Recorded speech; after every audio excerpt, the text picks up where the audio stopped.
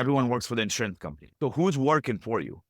Welcome back, investor, to another episode of the Passive Income Adventures. If this is your first time here, my name is Emma Powell. I've got Andy Gerchak with me today. Hello, Andy. Hi, Emma. Thank you so much.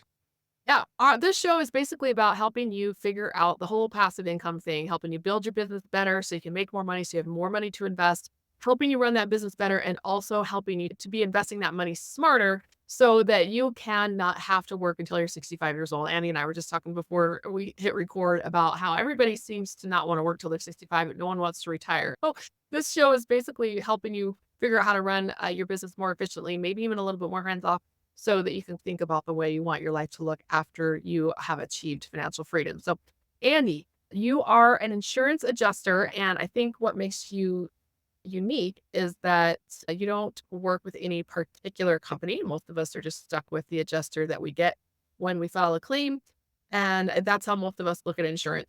And most of us see insurance and we get a little bit, to be honest, I used to think insurance was really boring until I started getting more properties and started realizing like this insurance situation is make or break on my business. A lot of times I started getting much more interested in it and getting more experience in it. And that made the topic more interesting to me. So I feel like this is a huge part that affects a lot of people, a lot of their businesses, but it's something a lot of people don't want to think about or talk about. I want to bring that out into the open and let you educate us on how we can protect our businesses the best way by being aware of what our options are out there. So thank you for coming on the show.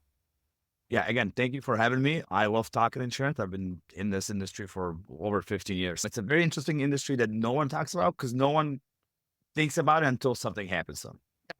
Yeah. So, how about you give us a little bit about your own background and how you came into this? Something that not a lot of people grow up thinking, like, oh, I want to be an insurance adjuster, which is funny. When my sister went to college, she actually was an insurance salesperson, like a cold caller. That was my first job, cold calling for an insurance agent to get a free quote. After she finished business school, she became an insurance adjuster right away. She's just always been like convinced that this is such a great industry, a great business, and preached the gospel of insurance to me. And so I've always had those jobs early on. But then when I started buying my own real estate, it was like, oh, it felt like a necessary evil. But my mind has been changed. My eyes have been opened. And how about you tell us how you came into this industry and just a little bit about your background and history, your origin story, so to speak?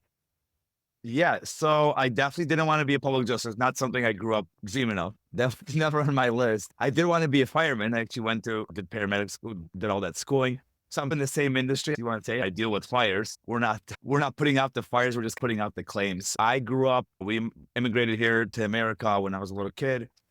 Went to school, did all that stuff, and then I was in construction. I actually did restoration, did all of it. I met a public adjuster that was actually in the industry for 40 years. Mhm. Um, I was getting into because I always liked real estate. I was already playing around with real estate, wholesaling, but this gentleman that I kept calling and calling for 2 years, and I was very relentless to get him to mentor me because I knew what he did. Seeing it from the restoration, doing the construction, I met him on jobs. And I was so intrigued about what he does, where he's kind of the person that handled the entire claim, that got these people money.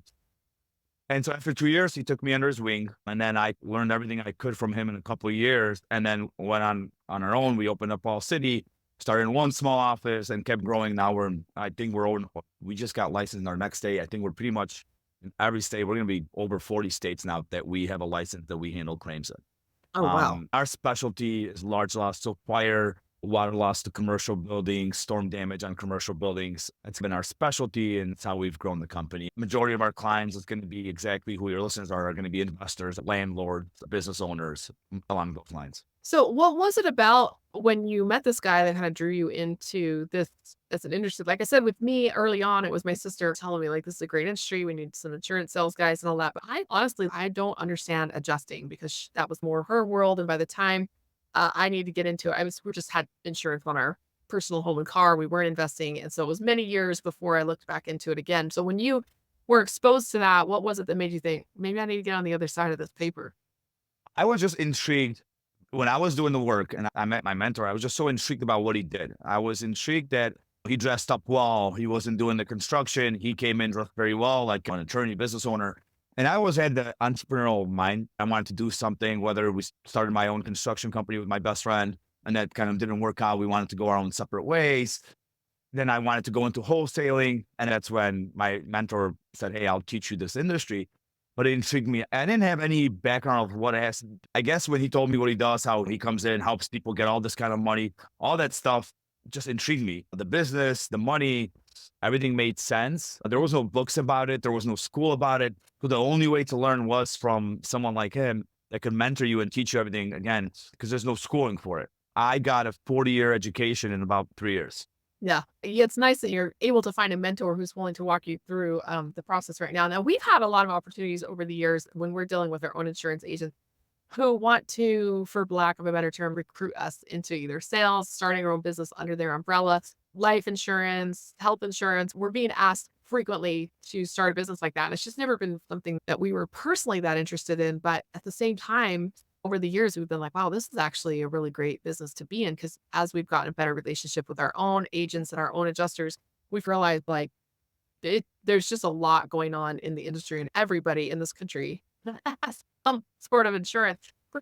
Can you explain to us what you do and how it's a little bit different than just like having an insurance agency, all that? Because I think a lot of people don't understand what role you play in the claims process. Like you said, we don't reach out until something bad happens, but pre-education and Yeah. being ready is always going to be more effective because if you own enough real estate, this is going to be a big part of your life.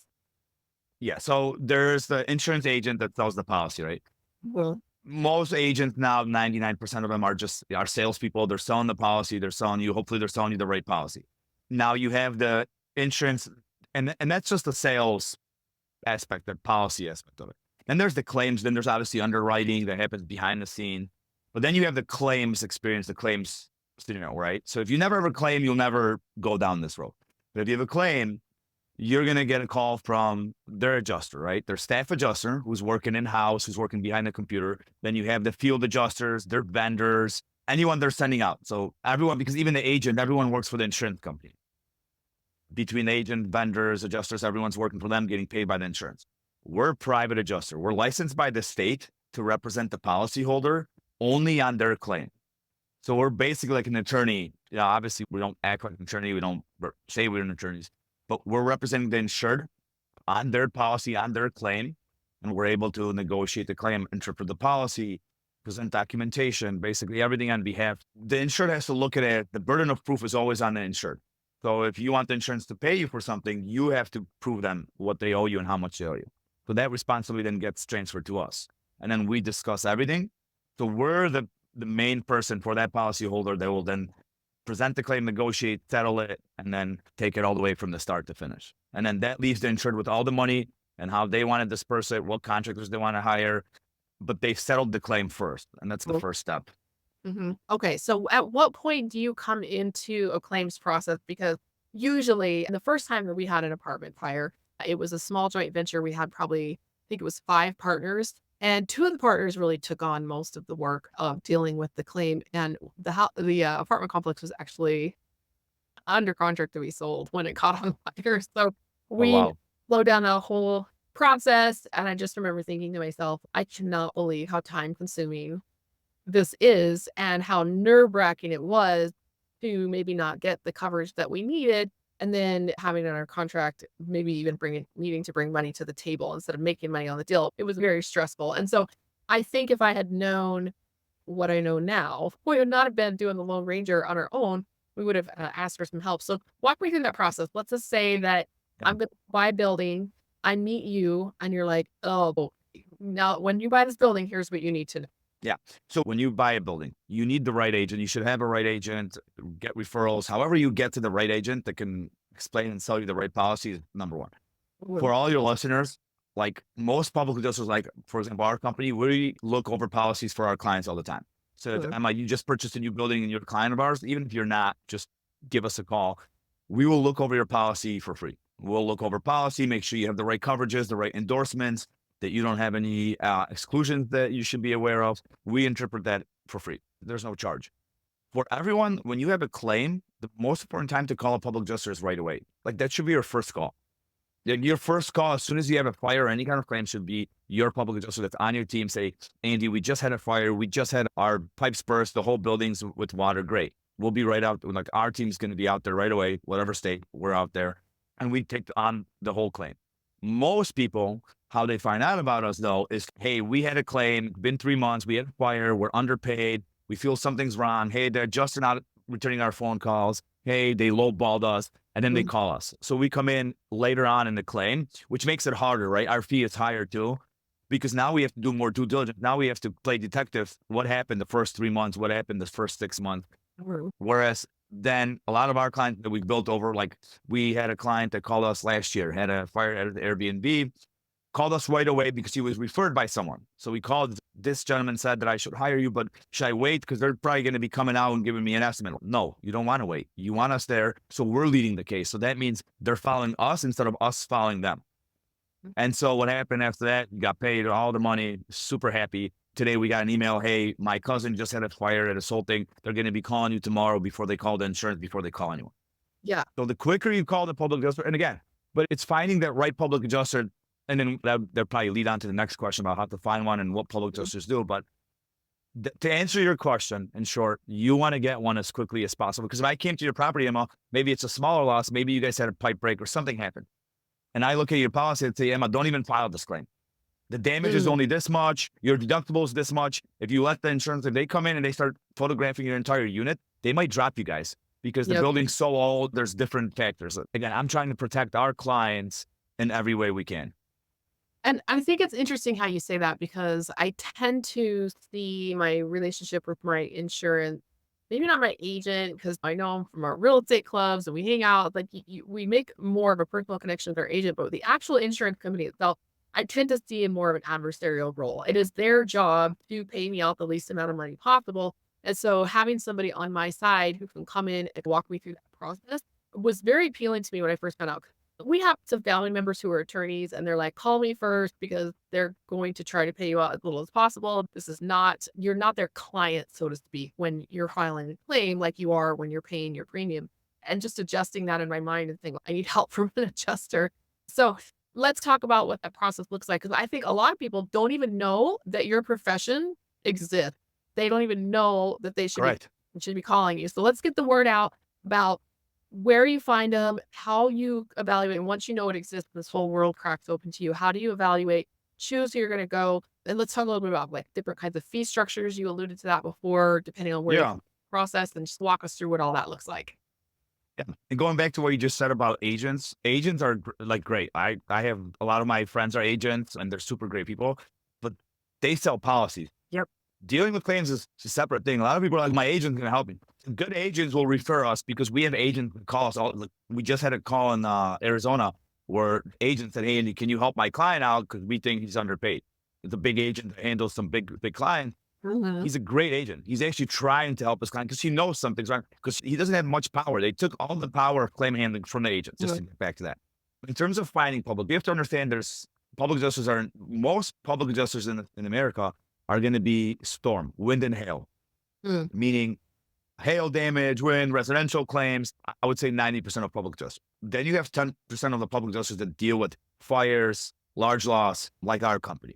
But you want to know, if you call a public adjusting company, their name is Public Adjusters LLC, and you call them and say, yeah, we handle all the claims. What kind of claims? We go to this states, and we also do roofing. Okay, so that means you guys are storm chasers, right? You don't want the storm chaser unless you have 100 residential properties and you have storm damage, and that's exactly who you want. Because if you call us and said, Andy, we had this many claims, there was storm damage, I would say, here's a good PA firm that specializes in that. That's not what we specialize in. So you do have to interview them. Best case to find a public adjuster in the company is word of mouth. The next would be, you could go on associations. There's the Texas Public Adjuster Association. California's got an association. A lot of states have associations where you can find accredited public adjusters.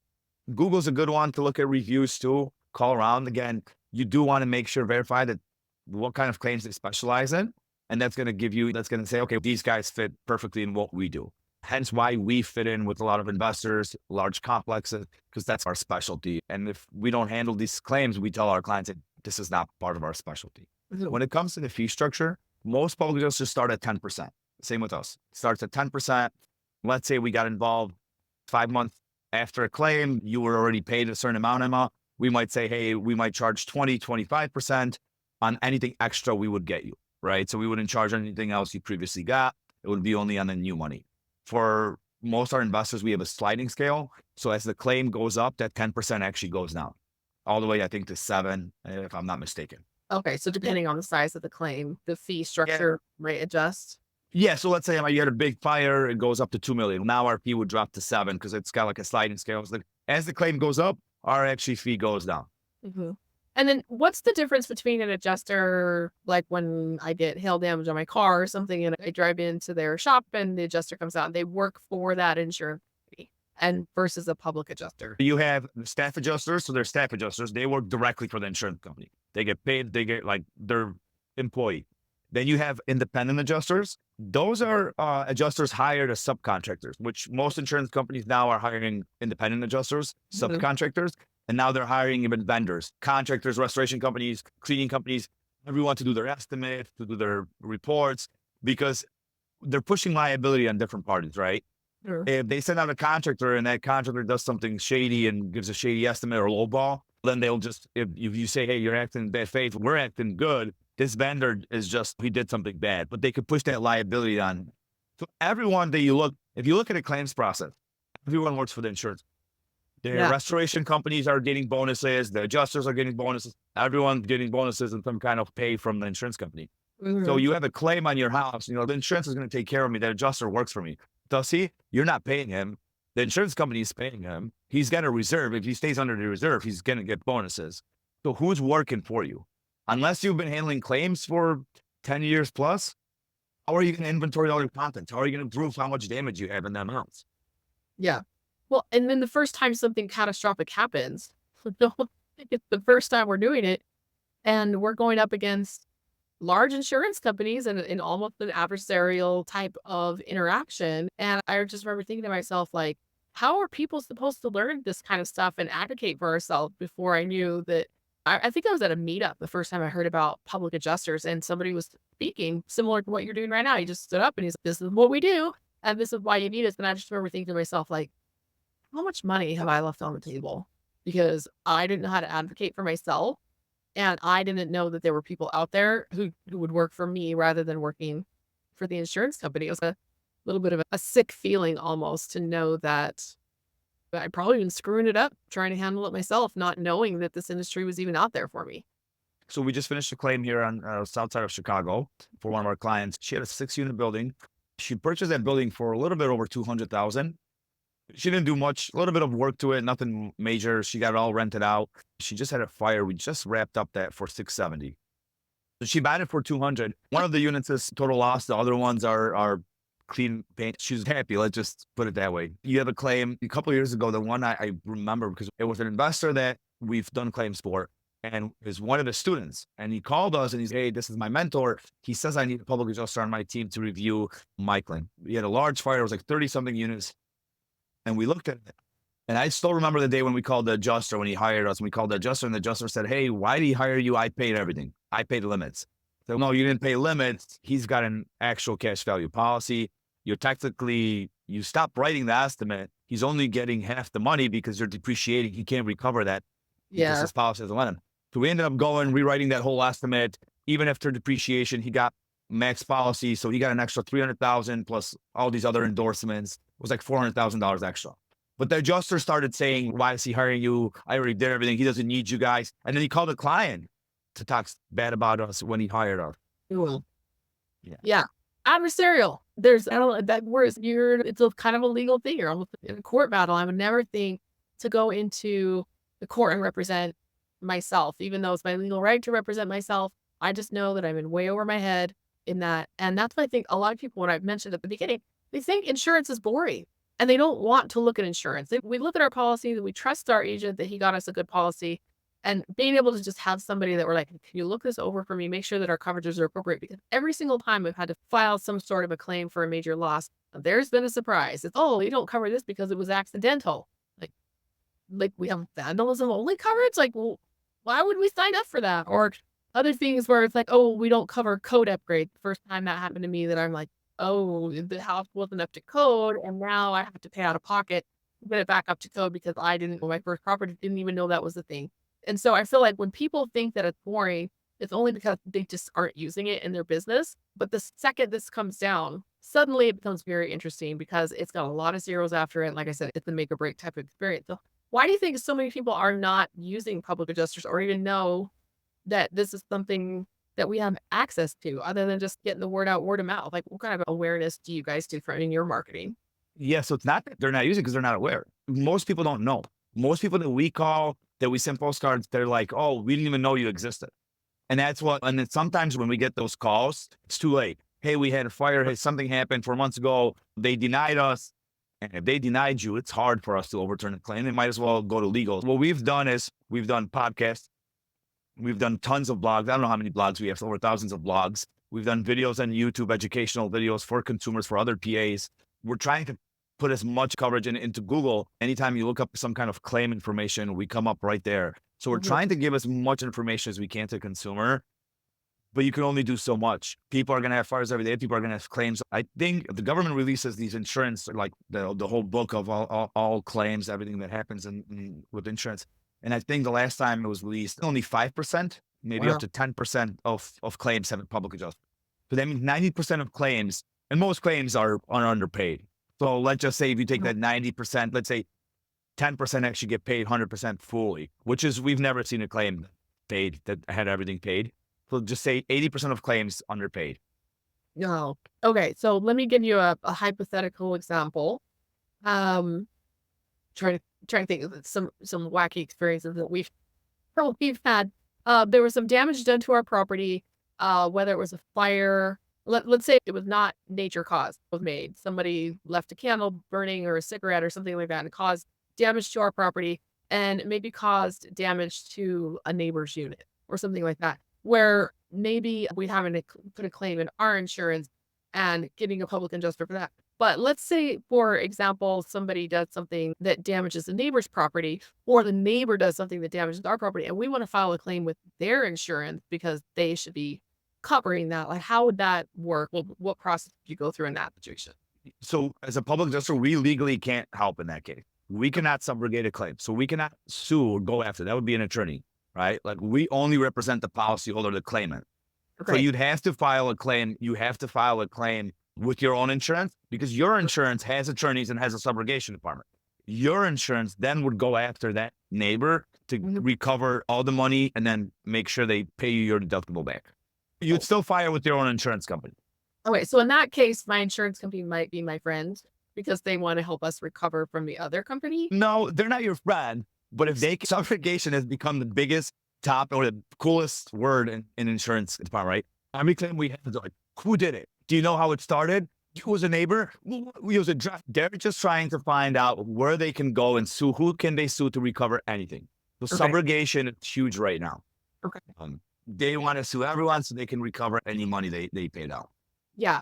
That was when I was young and I got my first car and somebody rear-ended me and the insurance company gave me a payout for an injury that I had from this car accident.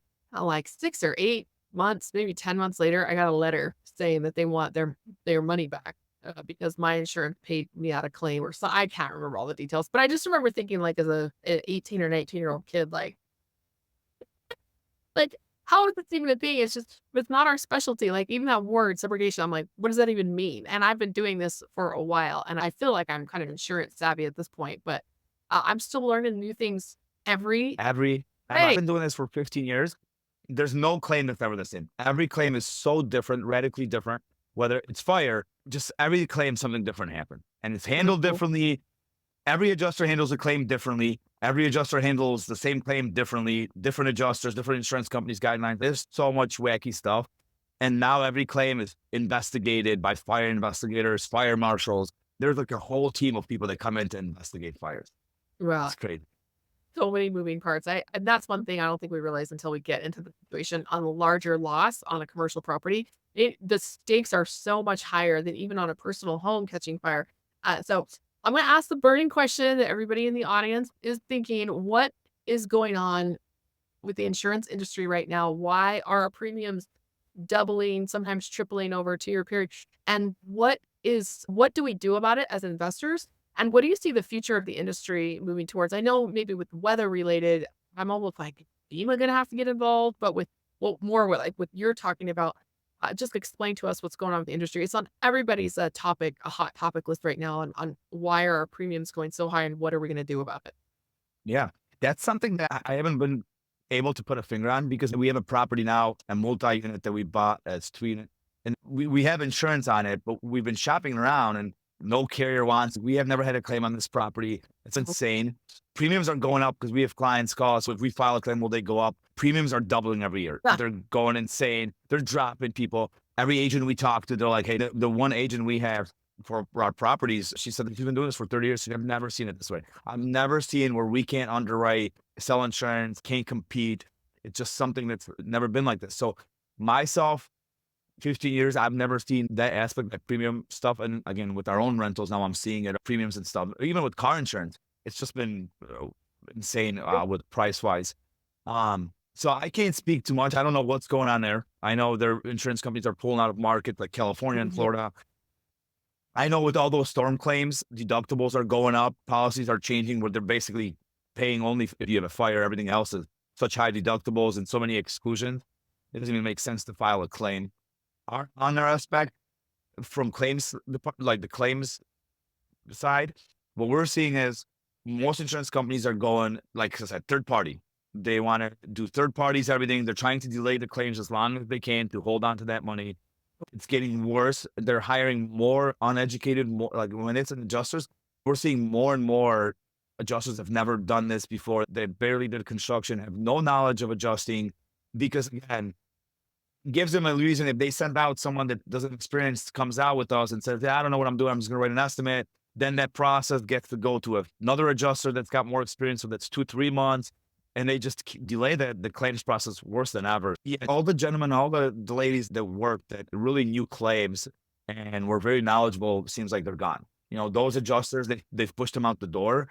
And like I said, they're trying to control more of the claims in-house, right? Bring in their own vendors, tell the client, hey, we have our adjuster, we have our vendors, everyone's going to help you out. They want to control the money. If their vendors, restoration companies get their money and their cleaning companies get their money, they get to control how much they pay them.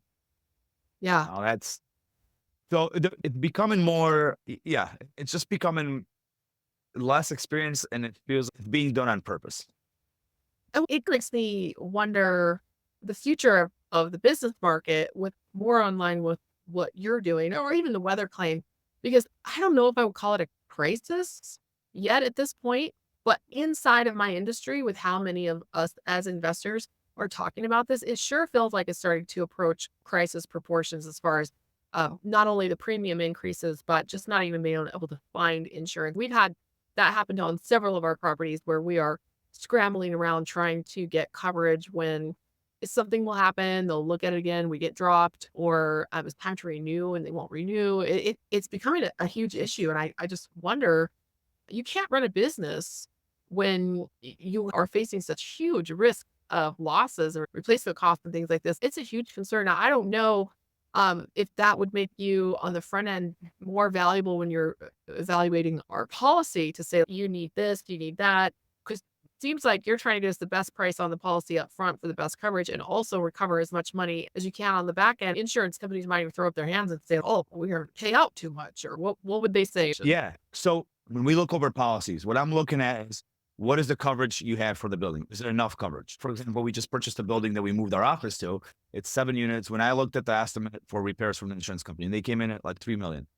I know all day, if it was a total loss, I would be at 2 million max. There would be no way we'd go over 2 million. And that's insurance industry numbers. When I told the agent, he went back, well, sir, I think you need this much. I'm like, well, you think? He said, this is what the system came back. I'm like, that's fine. Well, your system come back. I've been doing this long enough. So they made me sign a letter that if something happens, I'm the one that's saying I want to be insured for 2 million, which is fine. But it dropped my premium. I didn't need an extra million. There's no reason for that. But I'm also looking at what endorsements the policyholder has. Do you have the right endorsement? Do you have code coverage? Because you have a building that's 50 years old, but you don't have code coverage. That's huge because if something happens, obviously that's not covered. Do you have a basement that's finished? And do you have a sewer backup, water backup policy? Do you have flood coverage if you're in flood zone? And then we're looking at exclusions. What kind of exclusions do you have? Oh, you have exclusions for roofing. Do you know that if your roof is 5 years or older, your roof's not covered? Oh, I was not aware. Okay, you should probably know that. So there's we're looking at everything. So we're looking to save money, but also make sure you have the right coverages if something happened. Again, we don't get paid for interpreting policies or looking at policy. We do it because, again, we hope that person that we will look out, maybe one day they come, if they do have a claim, they'll call us. Here's the other thing that I'm wondering about is that if there's a, what did you call it again? The word escapes me. When we're getting extra riders on our policy endorsements, yeah, that seems like something that my agent would want to sell me. For example, we had some properties in Salt Lake City and there was an earthquake downtown that damaged some buildings. And we were new to the area. I don't know, Salt Lake City. I'm like, there are earthquakes here? Like, it's so good. Yeah, I didn't know there's earthquakes in Salt Lake City. I had never heard of it before. And so I started, it woke us up in the middle of the night. Like we could feel them, aftershocks and all that. And I was like, why are there earthquakes here? And so I remember looking at all of our policies, talking to my agents, just trying to figure out, I grew up in Seattle where there's earthquake scare all the time. And just having to do some research. And I was like, why didn't my agent ever have a conversation with me about some sort of an endorsement for earthquake protection or other things that they were, when I found out, like I had a building that was built in 1945 and another one that it was built in 1905 and there were no code upgrade endorsements. Wouldn't he want to sell me that so that I would pay a higher premium? Like, why did I never even hear? At least ask, right?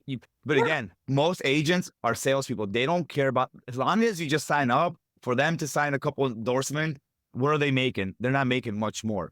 We have all our rentals. We took to one insurance company, and I don't want to say the name and the agent. But after a couple months, I'm looking over, I finally got my policy because I kept requesting them, right? Because insurance companies, when you sign a policy, most of the time you don't even get a policy no more, right? You get a declaration page, but that's it. But we signed all that. We moved all our properties. I get the deck pages and I get the policy. I'm going through them. I'm like, I called the agent. I'm like, why don't we have law and order and code coverage? Oh, that's not included with rental properties. With homeowners, it is, but not with rentals. They took that out of the policies. Mhm. And I, We're selling it. were you just going to wait till I had a fire or something happen and I didn't have coverage? How much is it? Oh, this one's $29 a year. This one's $41. And It's you gonna- were not going to sell me for $50,000 extra coverage that I need on these old buildings?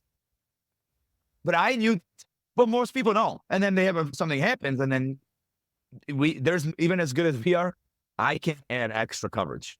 Yeah. On the get-go, I was like, I want to buy more of your stuff. Can you sell me more of your stuff, please? I Yeah. often feel like that when we had a claim, there was a flood one time. And I remember thinking, this is a plumbing flood. Are plumbing floods even covered or only like natural floods? I literally did not know how this claim was going to go because those moments where you're about to file and you're talking to the staff adjuster and you're thinking to yourself, are they going to cover any of this? And then you're just happy when they give you some money back. And it's just such a nerve-wracking process, especially now that our premiums are double. And I still have no idea if our coverage is adequate. And it, like I said, it will break your business. I remember one time I was approaching some of my friends from where we used to live in Texas. We were buying an apartment building in Texas. And I asked if they wanted to invest on the building. And they said, no, we had buildings in Houston that got caught in a hurricane. It was the one before Harvey. I can't remember maybe even Katrina. Got caught in Katrina and we didn't have proper coverage. The building went down and we were all sitting basically holding an empty Oof. property and a full mortgage. And I just will never invest in real estate or apartments or any of that again where they just got burned so bad. How can you not have hurricane coverage in Houston? And that's weird in hurricanes. I handled claims in hurricane claims. And it's Yeah. weird because there's flood and there are surge claims. So a lot of Mhm. people don't have flood and they're like, it was surge, wind driven rain. No, you have 2 feet of, yeah, it happened. Oh, it gets crazy. Like those claims again, if you cost, we're very picky if we take those claims because a lot of them, people don't actually, they think they're covered and they're not. Yeah, it can burn. It can burn because not only did they lose that property due to inadequate coverage, but they're also now having an opportunity cost from not wanting to invest in more projects because of this experience that they had. And I'll share another one. Again, it's another hurricane one in Houston because, we lived in Texas a long time. I think I have hurricane PTSD a little bit from dealing with all of that. But one, they were buying a building and the entire first floor needed to be renovated from Hurricane Harvey, but the upstairs was beautiful. And I was like, because they had renovated the upstairs, but they hadn't gone around the downstairs yet. And then the hurricane came through and basically that renovation was being covered by insurance. I'm like, what an opportunity. Like sometimes these kinds of things can actually provide opportunities. And so losing that opportunity because of a bad insurance claim or a bad experience with insurance, it's going to cost us more money than the loss or not getting enough money back or whatever in the future because we're so burned by it that we get untrustworthy and we don't want to take opportunities because we feel like they're too risky. Correct. But also, if you have the right team, I think if people knew about public adjusters and you had a public adjuster, a lot of claims would be paid. A lot of claims are denied, delayed, whatever the situation is. If the right person is there representing you and explains the claim the right way to the adjusters and what happened, those claims get paid. When we come in and the claims been denied, why wasn't that? We just had one where the lady, it got denied. Why did it get denied? And the policy says this property had to be a primary residence. It was her primary. They were living there. No, they bought a house in Texas and they were in between the houses. And when the fire happened, they weren't living there. They told us they were living at her son's house across the street. But yeah, because they put the house up for sale and they had showing, so they were living at their own rental with their son. They denied the claim. Isn't that insane? Yeah. This was an older couple, Mhm. the cutest couple, and I just felt so bad. I'm like, not only would have we got this claim paid, but they would have got a ton of money. Yeah. And they would have been in such a great situation. So now it has to go to an attorney. They've been with an attorney for almost a year Yeah. in Because litigation. at that point, you can't really help. No, we tried to. We literally we had copies of driver license, their backlogs of what they did, their phone calls. We presented everything. The judge was like, "No, we're sticking to." They told us what we needed to know. They're not. Yeah. We're denying it. Let me ask you about an experience that we had a couple of years ago on our primary that's now a rental, the one that we're selling this week. We got a letter from our mortgage company saying you're in a flood zone. Oh, We live in Denver, right? We purchased flood insurance on your behalf. It was something like $1,800 a month, some crazy amount. And I'm like, are we near a creek or a retention pond or what is going on here? So I call up the insurance company. I'm sorry, the mortgage company. And how do we explain it? When we took over servicing, that transferred our loan to a new servicer, that's what's in our system. I said, okay, we need to take it off because I looked up on the flood zone map and it was super low risk. They said, we can't take it off. That's what we have in our system. Like, I don't understand how you can just say I'm in this flood zone and charge me so much and I have no say, no control over it.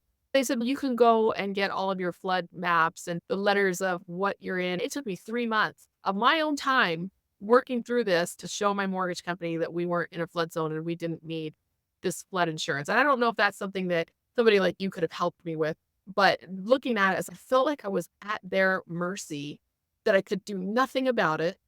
Other than, and then they said, oh, don't worry, we'll refund you if it turns out that you're not in a floodplain. I'm like, really? I'll believe that when I see it. So it was this horrible ordeal that we had just because of some sort of mistake when the loan was being entered in. So when you hear, mortgage companies, Emma, are horrible. So we don't deal with that part. Mhm. But we have on my own rentals and with my wife, so I'm very aware. But they're notorious in dealing with these mortgage companies and them adding money into escrow that doesn't need to be added, and then making it like, and dealing with them and their departments, because all third-party departments is just some of the, 3 months. That seems about reasonable to dealing with the mortgage company. yeah, yeah, because it was a lot of work. It was a lot of work working through the FEMA and having to get them to draft letters. And there was so much documentation, bureaucracy, and red tape. And I guess that was just another example of me feeling like I am out of my depth here. This is not my area of expertise. And just feeling, wouldn't it be nice if, without getting a lawyer involved, maybe that was my only recourse at that point, pay them to do it for me. But yeah, I just felt like a hostage almost. Yeah. Yeah. How do you take what in your own business in your industry, like you said, and apply it to your own portfolio? Like, how has that benefited you in your own personal business? And has it in some ways harmed you? Has it made things more difficult because of knowing what you know? No, I think the claims we've had on our rental, they Mhm. worked out very well. Every claim we filed worked out very well. And there's a couple claims, forgot 2 or 3 claims we filed in all our rentals.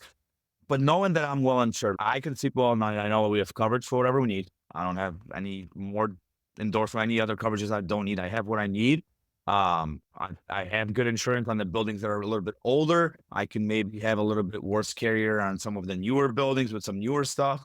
Knowing what insurance companies we deal with also, which ones are better, which ones are worse, which ones, how they handle claims, gives me the, okay, I know I don't never want to be with these carriers. I only want to be with this insurance companies. I think in that retrospect, that side, the insurance side, like all our rentals, I know comfortably going into the future, buying more rentals. I'm comfortable because I know what we need, where we stand. I know what's older, what's going to might have damage easier. So I'm just more aware. So I think it puts me in a better situation. Yeah, I can only see benefits, but sometimes like what you don't know It could come back to bite you, but sometimes what you do know, because then you're looking at your policy and thinking like, there's nothing I can do about this. It keeps you up at And night. I'm not perfect, right? There's probably stuff I'm missing that I probably overlooked, but I'm pretty comfortable. Something could happen, and insurance company, listen, I look at policies and we look at claims all the time where they've been denied, like I just explained the other couple, for no reason, because all the insured did was say the wrong words. Who knows? I can have a claim one day, something happens where they talk to my wife first, they ask her something, she says something different than we said during the policy. When we got the policy, they could deny coverage. It's like Wild West. Yeah. But it seems like that we have two different kinds of people in this industry. The people who are very into the paperwork, like on the finance side or on the insurance side or the legal side, and they're really digging in, they're reading the fine print. Other people are like, just tell me where to sign. And so it seems like to me, because you have not only this construction background, this adjusting background, but also the ability to dig into, frankly, some boring documents and get in there. This industry for you, or your career for you, has probably had a huge impact on your own passive income journey as you're building your own portfolio and recognizing what's out there, what's available. Because you probably deal with a lot of owners, a lot of people who own very large buildings, commercial buildings, rental portfolios. You're probably learning a lot from them, their pursuit of wealth, and then you're able to apply that back to yourself. So what does that look like in your personal portfolio? As our business has grown, I needed more space. So we bought one commercial building, we turned it into commercial building. Now we bought another bigger building because I needed more space. So as we grow, we just keep buying stuff because the business needs it. Having construction knowledge has been huge finding rentals. I can go into a building, I can evaluate myself. I know what needs to be done. I know how much money it's going to be realistically to get the building state I want it to be replaced. I know I can budget for that when I'm buying a building.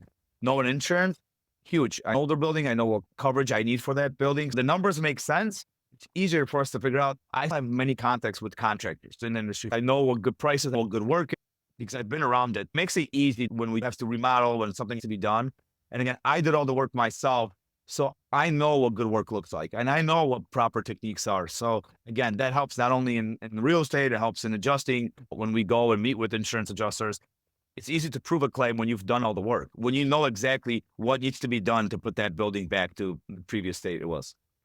Yeah, I've noticed a lot of times when I'm closing on a loan, especially with a female title agent or something like that, like when we're sitting there waiting for paperwork, she'll come to me and she'll be like, I've sat across this closing table so many times, from investors, and they keep coming back again. They're buying buildings that are worth millions of dollars. And I'm thinking, like, I'm sitting on the wrong side of this table. How do I get in and start investing and get on your side of things? I bet it's similar for you for what you're seeing on your side once you got into this, that you're like suddenly surrounded by people that you're like, okay, these guys have got it figured out, right? Like, let Okay, me figure. when we have clients, oh, they send us their portfolio with their policies.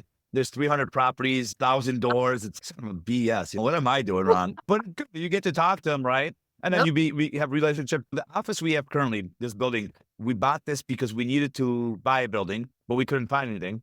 So we called this office space that was for rent. I called Mhm. the agent. We started talking. He liked me.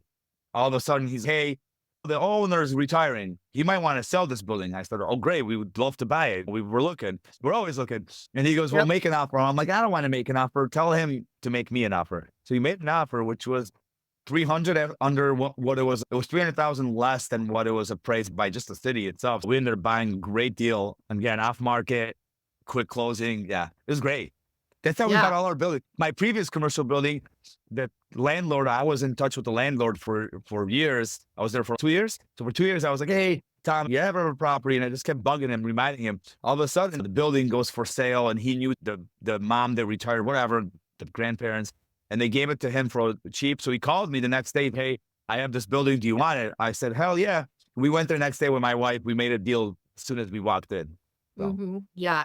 That's the power of what we're doing. Like we were talking about earlier about getting the word out, the public adjuster, this industry, this profession is a thing, and you need one. Why are so few claims helped by a public adjuster and all this getting the word out there? I feel like podcasts like this and being able to be out there and networking with people, we find deals, we find capital, we find great insurance coverage or solving our problems. And just by getting out there and talking to people, and sometimes we make it more, this is going to sound ridiculous. We make it more about like a financial business or a business than we do make it about people because it is a finance business, right? But it doesn't work unless there are people there and networking. So you're not only networking to find new clients for the adjusting side of things, but in the course of pursuing that, you're able to meet so many people who can help your business and your personal portfolio. I we've had all the podcasts you've been on. We've been on such great podcasts, just like yours, like just great talking, just thing. And when we started, I think 2 years ago, when I started the podcast journey, and I said, okay, we're going to be on all these podcasts. We want to reach out to as many investors as we can, all these real estate investors, all these podcasts. My goal was if we can just get one client to call us, just one Mhm. person or one of the listeners to call us, we'll be fine. I don't know how many podcast hosts have called us that we've done their claims for their listeners. It's been awesome. It's been such a cool journey. Again, they would have never known it. We never actually talked like we're talking right now. Yeah, it's just what makes this industry go around. I see behind you on your shelf there, Who Not How, and I love that never book. was there a better title. It's not just about delegating, it's about knowing who to call when you have a problem. Because if you Yeah. have a big enough Rolodex, somebody will have the advice or the introduction or the information that you need. Maybe not to completely fix the problem, because sometimes your building is still burnt down at the end of it, but they can help Yeah. mitigate it as much as it is possible to mitigate a situation. Yeah. We can't bring the, unfortunately, again, there's not much you can do, right? You can't go back. You had the fire. Like it is, hopefully everyone's okay. And if it's a family, everyone made it out safe. Like that's the most important, right? Then what do you do after, right? You already had the fire. So at this point, you have to seize this opportunity. It's an opportunity, right? It happened already. So now you might as well get all the money for your content, for your structure, get all the money you can. And if you use half the money to repair the building, you still have half left. Great. Invest more. And Yep. it's tax-free money because this is a loss. A lot of people don't understand. So Yeah. when we get these claims settled and people get the building done, they're like, holy smokes, we did really well. I'm like, yeah, I know. Yeah. It's how it's supposed to be done. They just won't tell you that. Yeah. Some people would say, "Oh, that's contributing to higher premiums because claims are getting paid out at higher rates." But when you look at like 5 to 10 of these are being helped and the rest of them Yeah. they're underpaying, chronically underpaying. So somebody gets overpaid occasionally, that if that would take the Oh, insurance. Emma, Yeah. this, let me tell you, when people are, oh, that's why premiums go, because people are like public justice. That's the silliest thing. First of all, we don't get you extra money that you don't deserve. Oh, you got 100,000. We got you another 100 because out of Mhm. thin air, right? No, we Yeah. got you another 100 because they owed you. They just were going to lowball you and you didn't know about it. So people are like, premiums are going up. No, that has nothing to do with us. We're just getting people paid what they're owed Yeah. because the insurance company, again, the burden of proof is on you. If they tell you 50 and you agree with it, great. They won't tell you that they owe you another 200. Yeah. That's basically like the burden of the proof for me to prove that I'm not in a flood zone. Well, Yeah, we're gonna right? cover it. It's my problem because you guys screwed up. But it just makes you realize that in this business, there is no situation I've ever come across where there wasn't a human being who could help make a situation better than it would be if I was just trying to figure it out on my own. Every single thing. Yeah, this is And a lot of people will say, if I have to pay, we have to pay you a fee, then we're only left with this. What? A lot of people start overthinking, right? mm, Because we do get calls sometimes with people, we get on the phone and they're like, start overthinking our fee. I'm like, and I think about it, I'm like, realistically, we charge our clients 35%, 40%. They would still be in a better situation and have more money than if we did, like we were like, people don't understand what a good public adjuster do. Like the fee covers itself and then our clients just gain a lot more. And to gain from an insurance claim, right? It's, you can't make more, right? It's illegal to profit. yeah. We're not trying to make our clients profit. We're just trying to get them what they're owed. A lot of people Yeah. are like, you got me 300, but I got an estimate for 150. Great. A Done good for the one. You good were enough. owed that 300. You just got a good estimate. Now, if you came with that adjustment with that contractor price of 150, they would have paid that 150. And guess what? That other 150 you would have never known about. Yeah. I mean, we do the same thing because my husband grew up in a car family. So every time we get in a car accident, because we drive older, paid for cars, and we'll get in an accident and they'll come out and total it, but they'll give him less money if he keeps possession of the car. And then he goes and just fixes it himself for way less than what they gave him. And so I think we had one or before we sold it, them in like 3, maybe 4 times. And every single time he would take the amount that the total, the discount, take it back up to his shop or his dad's shop and fix it. And I'm like, we have made more money off of this car now. But again, you think about that, you made money, but you technically paid a premium for it, and you paid a Yeah. premium to get this money, right? You took they insured you, they took the risk. That's what they're there for, and they're there to indemnify you, to pay. And you didn't gain money. You got paid what you were owed. Just because you got done for less money They Mhm. still owe you for that car. Yeah. Again, a We're lot of just looking people, for how to fix cars. That's not a typical skill. And so if you're in the construction industry, you're able to get really good help, get good estimates, you have a good network, and you can do it for less than you're owed from the insurance company like that. doesn't No problem. reinvestor, don't majority of investors, landlords have a Rolodex of contractors, maintenance guys. Yes. Why would you hire the insurance company vendor that's going to take all the money plus your deductible plus everything? You have your own contractors. Why I are you already going to? got, you know, They do the same stuff. There's nothing different they do than your own contractor. exactly. We put a lot of time and effort into building a good stable of contractors, wholesalers who will find us property. We basically get help at every step of the way. I'm not a real estate agent. We don't sell our own properties. I'm a commercial broker. I'm not an insurance agent. I have people for all of this, yet at a certain point, I feel like some of my colleagues are like, why are you swinging a hammer yourself? You should get a contractor for that. But then they're out there trying to find their own property. I'm like, I'm gonna go sit on the sofa with the grandma who has 57 cats and her grandson smoking meth in the Yeah. basement. I'm gonna let a wholesaler do that for me. And I will happily pay him his fee because he's really good at this. I bet he would have negotiated a better deal. I got a better deal from him than I Yeah. would have if I'd gone out there and tried to negotiate it myself, even paying him his fee. And you're the same way. It's if you got me $50,000 and I could have gotten $50,000 on my own and you take 10% of that fee. One, I have no idea because you can't do it twice and see which Correct. turns better. But the likelihood that you're going to get me a better outcome that is going to cover your fee plus probably even more, even if all you did was cover your fee, a lot less effort and handle and that I had to do, and that's worth paying for right there, just letting you take care of all of that. It's so time consuming. So the last investor that just called us at an Airbnb in Tennessee, and he was a referral from one of the podcast hosts, and he said, "Hey, we just had the fire yesterday, but the adjuster's coming out in 2 days. So should I wait?" I said, "No, you don't want to wait. You want to start. Why? But then I'm going to pay you 10%. He's going to come out." I'm like, "You don't understand. You want us there before. You want us to present everything." So we ended up that was 240. His contractor did the work for 150. We So got 10%. So if you take 10%, it's 24,000, 174. How much is he left with? 50 something. I'm not doing that, but there's a lot of money for a nice down payment for a new property. yeah, pretty good deal if you ask me. And it's one more trick in our secret bag of tools that makes this business more profitable, whether we're able to invest that expense or really or going into the property to make it even better so it rents for more. We have a lot of options here of what we're going to be able to do. And I hope no one ever has a fire. I hope no one ever has a claim because it's the worst experience. It could be the crappiest thing ever. I really don't. But if you do, and you do have a claim, use it advantage, use it as an opportunity. And if you have the right team, you will be in a better position. Yeah, I definitely So feel more equipped moving forward when like I said, I found out about it at a meetup. A guy was giving a presentation, and I just sitting there like disgusted with myself, like, why didn't I know this was a thing? And I feel so much better equipped after discovering that this industry is out there to say, insurance scares me. Like those claims, they scare me because I know that if it's bad enough, it could take down that property or take down that portion of my business. And I felt much more empowered after that, knowing that, oh, there is somebody out there who specializes in this that can help me. And it just was a very calming after I got done feeling sick, like how much money I left on the table. Then it was just a very calming okay, feeling where there's help out there next time I yeah. get into this and even help right now and help reviewing the policy. So I don't get into a situation where we get the shock when we go to talk to our agent and file a claim and find out that it's not what we thought it was going to be. Yeah.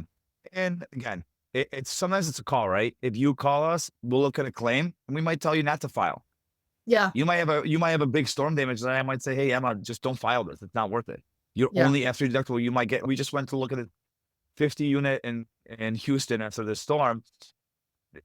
After the deductibles, even though it's 50 units and damage with their like 100,000 something deductible, they're going to be left with a couple $1,000s. It makes no sense. And if you're going to file it, we would advise not to file. But if you're going to file it, we wouldn't get involved because there's no money there. The insured would be is already going to be left with almost nothing. Yeah. And just having that third party opinion or second opinion is invaluable. So going back to what we were talking about a little bit before about how your profession or your industry or business has helped you in your personal life. Tell us a little bit about your own passive income goals and your entrepreneurial goals because you're still a young guy, you got little kids and looking forward to what life is going to look like down the road. I think at this point you may have your head so down and focused in your business, you're not even thinking about that kind of stuff. But thought it was interesting before we started recording. We were talking about how I used to live in the Czech Republic and how we're going to be trying to move abroad again, talking about traveling with our kids. What do you see for you as your own future, as you're building your own real estate portfolio, your own passive investing, passive income? What does that look like in the next, say, 10 to 15 years? I dream to have like the biggest, most recognized adjusting firm. Where that goes, again, I want to pull out of the business. I love where I am in now, when I'm more of a business owner mindset and growing people, bringing in the right people, and not handling as many claims as I used to.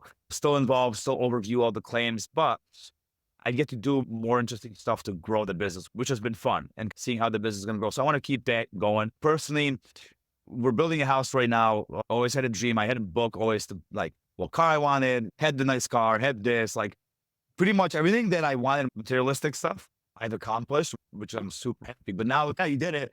What's next? So now I'm trying to figure out, after we build this house, this dream house we've wanted, what's next? So I know with my wife, we want to travel. We want to take time and leave, whether it's to Europe, whether South America, where other countries there is, travel, and eventually just have more time. I guess my big goal is with investing, because I had never kept myself on how many investments or what I want. I just know we're always going to buy. We're looking at an office building right now that we have an off market deal. So we're always going to try buying more, and just because it's fun. We love it. But I just want to be, like you said, we talk about retirement, right? I always told myself I want to be retired by age 40. I'm Mhm. 35 this Friday, I think. Happy I think birthday. I feel like I'm 25. My wife will remind me. She always tells me, "You're going to be 35." She loves to remind me how old I'm going to be. So I think I told myself at age 40, I want to retire. When I say retire, I just want to be retired where if I don't want to be at work all week and I want to take my kids and be gone, Mhm. I can be gone. And I don't have to see what's going on. The business is running. I can just be more hands off. And my next 5 years, that's where I'm going.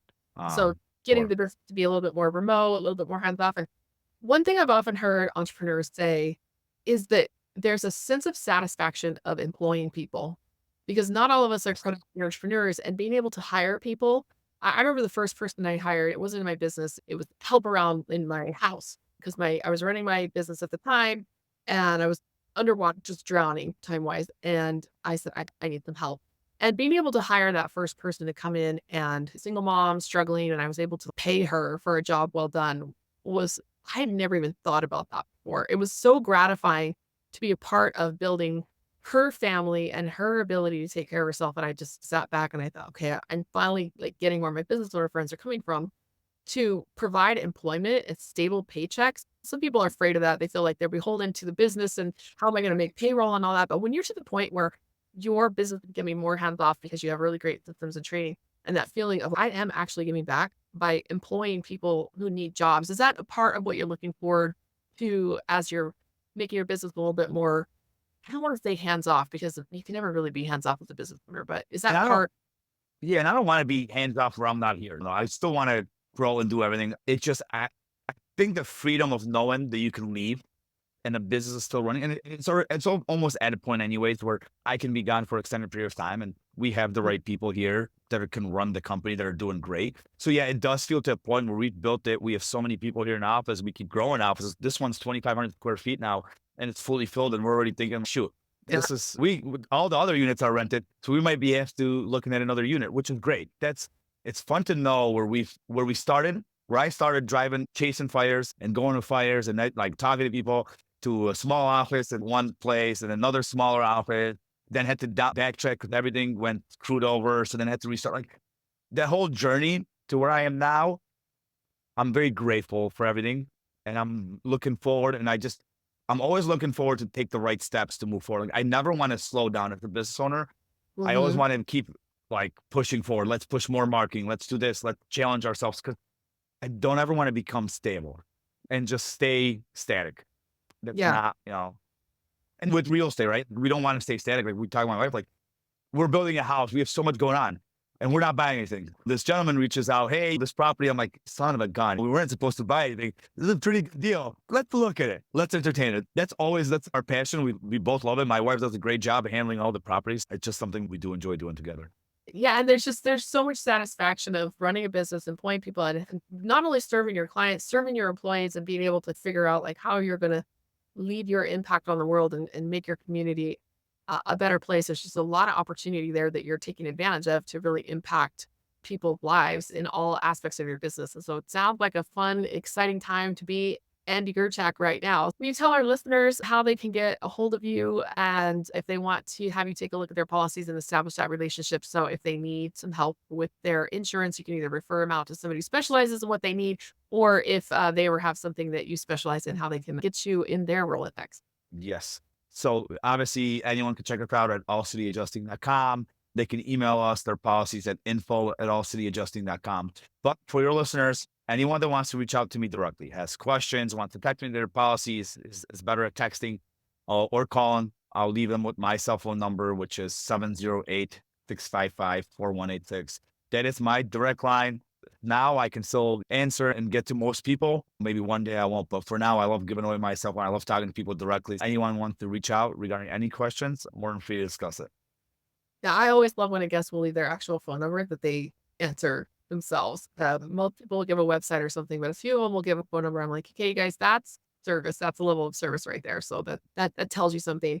So I feel like one thing that we really haven't talked about is just kind of like where you are going to be done when you're retired at 40. It doesn't sound like you're gonna sell the business or anything. You're gonna keep scaling it all. So maybe like financially free at 40. But what do you see when you're looking forward and much into the distance and working? Because I've noticed that the older I get, the more my work becomes like personal projects, like we're talking about, like the bureaucracy of getting my visas to go move abroad and things like that. It's nobody's paying me for that. It's still work and it's not boring, but certainly not productive in my business. At a certain point, I keep slowing down more and more as they speed up. So what does that kind of look like you in the long horizon? When I look at my mom is going to be 65, she's going to be retiring. And I look at her like she would juggle 2 jobs still. She could probably juggle the kid. So knowing like that work ethic, she wakes up like at 3 a.m. to open up the clinic. She's there for 12 hours. So like I look at myself, my brain's already thinking like, hey, what's the next thing can I do? Like once this thing, like we get this role, like what can I do? What other business can I do? My mind's always like, my wife's, can you just come home and sit and watch TV? I'm like, no, it's hard. I come home, I want to take the kids, I want to go somewhere. Even if it's taking them to Home Depot, I just can't sit. This is probably this podcast is the longest I'll ever sit for. Yeah. Otherwise, you don't see me sitting down for a long time. How funny. You're going to be like one of those guys, those 75-year-old guys who's at like a mastermind who's just giving advice to your people because you just think this stuff is so fun and so rewarding. And people will be like, oh, what are you selling? You're like, nothing. I just like doing this. I just have abundance of energy and I like focus on making sure that I just and every day is all in. And if I could do more, like right now we're building the house, we're trying to get like the rentals handled and the business, like there's a lot going on. But if I look back and I think if I had less to do, I'd probably be bored. So Yeah. I don't know. Yeah. Like, So when I say retiring very lightly, retiring like financially, like I don't have to be here for a year and everything's fine. yeah, I guess I don't know what retirement means. I just know for some reason 40 retirement, those words, something's gonna happen, like some big explosion. I don't know. Maybe I'll have a party for myself, and then the next day we'll be back to normal. I don't know. it's such a load of work because we're technically retired. My goal was to retire before 50. I wonder how different our lives would have been if I had said I wanted to retire by 40, because I would hear people say that they were retired and they were 48, 50, 52, something like that. And I think to myself, like, yeah, someday we're going to do that. We're going to be retired by 50. And as we got closer to our 40s, I was like, I don't think that's going to happen. Like, we are not in a position where we're going to be able to do it. But then I retired my husband from corporate at 48, and I think I was 45. And I was like, why didn't I say 40? So you're a little ahead of me in that point that your Goals bar goals in your mind is crazy how it works and how telling yourself something and some stuff just like all my goals. When I look at all the goals I had since I started doing goals, and my first sales mentor taught me goal setting. And I remember looking at the goals, cars, like all this material stuff, right? And again, not that I'm not materialistic, but those were goals I wanted to reach, some kind of markers, and I reached all those, right? Nothing really happened, but by setting those and thinking those in the back of the head, stuff just happened. And it's crazy how the universe works. Hey, I can't explain it, but somehow everything works itself out. Yeah. So I don't know how this 40 retirement is going to look like, but I'm imagining like big balloons, big party. I don't know. Crazy. I don't know. I'll invite you. We'll see. Yeah. Well, it sounds like you can probably throw a pretty good party, honestly. Look, and I'm actually like, You're in Czech. So they party hard in Europe. Polish, Poland, they party. Yeah. A lot of vodka, a lot of beer, you know that. that's actually really true. I just got back from Portugal for the San Juan festival up in Porto, and boy, that is a party. So yeah, definitely some good parties. And I like it because I get to go out to a party every once in a while because of the whole body. Yeah. But because Europeans are partying, they're always out at the cafe or watching the soccer game in the city square. I feel like I get to go out and party, but I don't have to actually like, plan any of it or try that hard. And so then I get to go home and be a homebody. Yeah, it's been really fun getting to know you. I think I can definitely feel your energy. The interview energy going back and the conversation back and forth definitely has a high energy to it. And that actually shows potential clients who are listening, like you want somebody to go out and who's going to fight for you, not because he has to, because he's trying to keep the lights on or pay for the dream house or whatever, because he just honestly really likes what he's doing and gets excited about helping people. And I could definitely feel that energy from you. And that's exactly what we're looking for when we're looking for people to help us in our business. So thank you for coming on the show. Yeah, thank you for having me. No, we love people, and most of our clients that become clients become friends. Yeah, true. I have built a lot of friendships, industry colleagues, and people I've never even actually done a deal with or never even maybe done business with, we just haven't found the right opportunity. But we still become really close friends. We had a funeral recently for someone in our close, tight professional network. And I didn't feel like anybody was there because, oh, we're going to do a deal with him. We were at the funeral because in the process of looking at possible deals together, we became friends and he drew a community around him. And you can't underestimate that. And there's no ulterior motive. When it gets to that point, you're just there because you're friends and you want to support his family and support one another during times like that. And that was just a powerful reminder to me that this is a people business and we need to be doing it right. Or where are we doing it? Yep. Perfect. Right. Where can people hear your other podcasts? Can you spell your last name out for those who are not watching, who are listening, so they can type your name into the iTunes search? Gurczak. Andy Gerchak. But if they type in all city, one word, adjusting, they'll find videos. They'll see my videos, podcasts. But if you go on our website, allcityadjusting.com, there's a podcast tab. Click that. All our podcasts that we've been on. If you go on YouTube, all videos on how to handle your claim or help with your own claim, that's on there as well. And then they got my cell phone number so they can reach me anytime. Yeah, perfect. Go and Podstock Andy and be sure to binge listen on this show as well. You're going to learn a lot, put some people in front of you. And I really want to hear from you. Reach out, investwithemma.com. If you want to jump on my calendar, talk about whether you want to be a passive investor, you need an introduction to get into active investing. We've got our free club every Monday night at riseclubcapital.com, where we just look at deals. And if it's a good fit for you to jump in active, you're going to learn real fast in that club, if that's the road you want to pursue, or if it's actually, I'd rather just be a passive investor over there.